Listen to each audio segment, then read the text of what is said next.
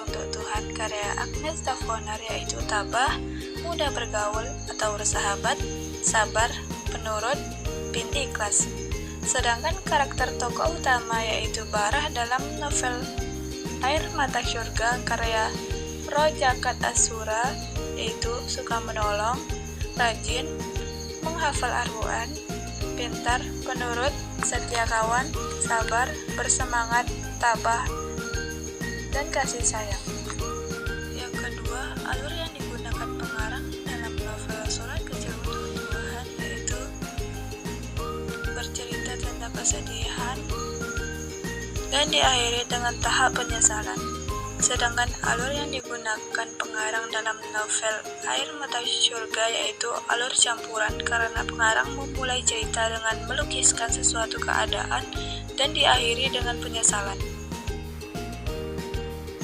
Yang ketiga adalah latar. Latar terbagi menjadi 3 yaitu latar tempat, latar waktu, dan latar sosial. Latar tempat dalam novel Surat Kecil Untuk Tuhan karya Agnes Davonar yaitu kamar, Jakarta, yayasan, pondok pesantren Al-Kamal, di kelas, kafe, dan di mall. Sedangkan latar tempat dalam Air Mata Syurga yaitu rumah sakit, distrik Hujun, Mekah, Kairo, parkir apartemen, di mobil, di pesawat, kamar perawatan, kamar baba, Masjid Amir Sultan, di kelas.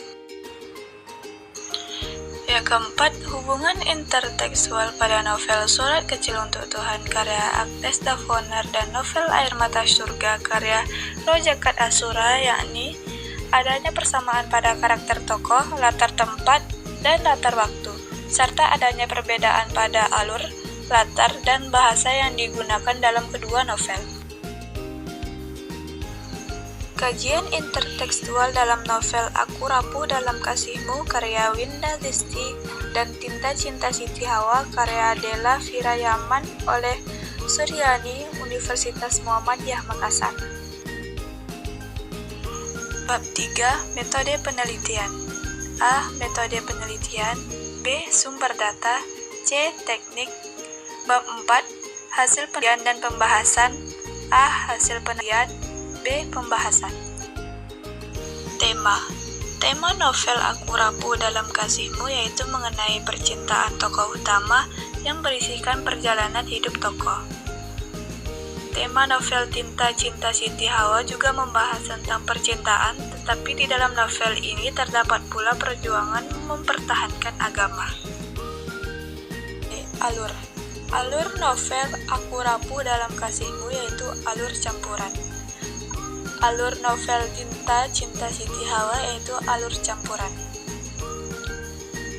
C. Tokoh dan penokohan. Tokoh novel Aku Rapuh Dalam Kasihmu yakni Zika, Niko, Sila, Rio, Ayah Zika, Ibu Zika, Biyuna, Tante Lina. Tokoh novel Tinta Cinta Siti Hawa, Malik, Bunda Siti, Adam, Pak Guru, Pak Roger, Sandra, Eva, dan Pak Zaki. D. Sudut pandang. Sudut pandang novel Aku Rapuh Dalam Kasihmu yaitu menggunakan sudut pandang tokoh utama dan sudut pandang orang ketiga. Sudut pandang novel Tinta Cinta Siti Hawa yakni menggunakan sudut pandang tokoh utama dan sudut pandang orang ketiga. E. Latar. Latar novel Aku Rapuh Dalam Kasihmu yaitu kantin, kelas, rumah, kamar, supermarket, lapangan, kursi, sekolah, dan UKS. Sedangkan latar novel Tinta Cinta Siti Hawa yakni mobil, sungai, ruang kuliah, rumah, kampus, perpustakaan, dan motor. Kajian intertekstual dalam novel Aku Rapuh Dalam Kasihmu karya Winda Zisti dan Tinta Cinta Siti Hawa karya Della Firayaman ini mempunyai hubungan. Berdasarkan data-data yang ditemukan oleh penulis, novel Aku Rapuh Dalam Kasihmu karya Winda Zisti dan novel Tinta Cinta Siti Hawa karya Della Firayaman memiliki tema dan sudut pandang yang sama. Selain memiliki tema dan sudut pandang yang sama, pola alur yang digunakan oleh kedua novel tersebut menggunakan pola alur yang sama, yakni alur campuran. Kesimpulannya adalah novel Aku Rapuh Dalam Kasihmu karya Winda Zisti dan novel Tinta Cinta Siti Hawa karya Della Firayaman merupakan novel yang menampilkan latar yang berbeda. Namun keduanya sama-sama menceritakan kehidupan di lingkungan anak sekolah beserta konflik percintaan yang mengharu biru bagi pembacanya.